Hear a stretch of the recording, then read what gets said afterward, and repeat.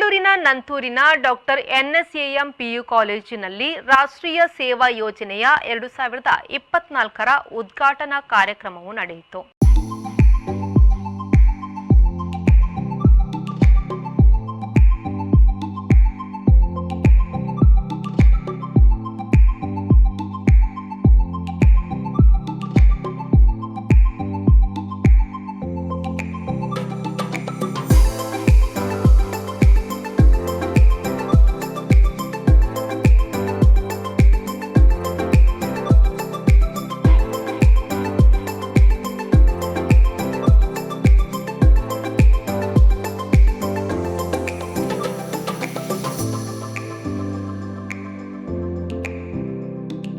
ಕಾರ್ಯಕ್ರಮವನ್ನು ಚಲನಚಿತ್ರ ನಟ ಮೈಮ್ ರಾಮದಾಸ್ ಅವರು ದೀಪ ಬೆಳಗಿಸಿ ಉದ್ಘಾಟಿಸಿದರು.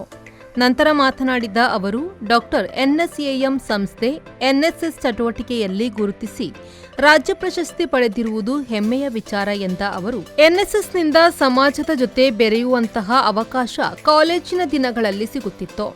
ಮಾತ್ರವಲ್ಲ, ರಾಷ್ಟ್ರೀಯ ಸೇವಾ ಯೋಜನೆಯ 10 ದಿನದ ಶಿಬಿರ ಸಮಾಜವನ್ನು ಅರ್ಥ ಮಾಡಿಕೊಳ್ಳಲು ನಮಗೆ ಕಲಿಸುತ್ತಿದೆ ಎಂದರು. ಕೂಡ ನೀವು ಎನ್ಎಸ್ಎಸ್ ನ ಚಟುವಟಿಕೆಗಳು ಮಾಡ್ತೀರಿ ಅಂತ ಹೇಳಿದ್ರೆ, ಅದು ಕೂಡ ರಾಜ್ಯದಲ್ಲಿ ಒಂದು ಪ್ರಶಸ್ತಿ ಗಳಿಸ್ತೀರಿ ಅಂತ ಹೇಳಿದ್ರೆ, ಆ ಡೆಡಿಕೇಶನ್ಗೆ ನಿಜವಾಗಿ ಕೂಡ ನಾನು ಬಹಳ ಫಿದಾ. ಸಾಧ್ಯ ಇಲ್ಲ.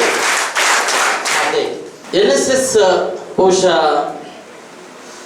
ನನ್ನ ಬಹಳ ಒಂದು ನಮಗೆ PVC ಇರುವಾಗ ನಮಗೆ NSS ಇರಲಿಲ್ಲ. ನಾವು ಡಿಗ್ರಿ ಕಾಲೇಜಿಗೆ ಬಂದಾಗ NSS ಇದ್ದದ್ದು. ನಾನು ಕೆನರಾ ಕಾಲೇಜಲ್ಲಿ ಓದಿದ್ದು.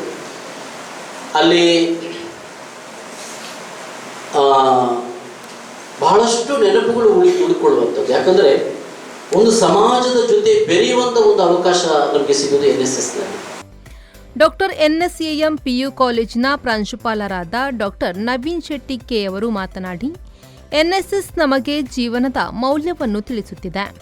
ವಿದ್ಯಾರ್ಥಿಗಳು ಶಿಕ್ಷಣದ ಜೊತೆಗೆ ಶಿಸ್ತು ಸಂಯಮದಿಂದಿರಲು ಎನ್ಎಸ್ಎಸ್ ಸಹಕಾರಿ ಎಂದರು.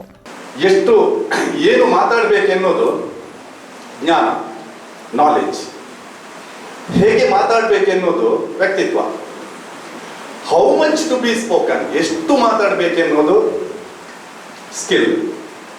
And whether to speak or not, ಹೇಳುವ ವಿಷಯಗಳನ್ನು ಹೇಳಬೇಕಾ ಬೇಡವಾ ಎನ್ನುವುದು ವಿಸ್ಡಮ್, ವಿವೇಕ ಅಂತೇಳಿ ಹೇಳ್ತೇವೆ.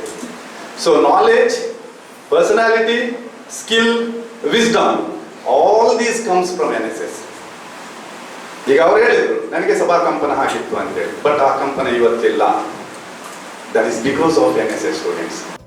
ಇದೇ ವೇಳೆ ನಟ ಮೈಮ್ ರಾಮದಾಸ್ ಅವರನ್ನು ಸಂಸ್ಥೆಯ ವತಿಯಿಂದ ಸನ್ಮಾನಿಸಲಾಯಿತು.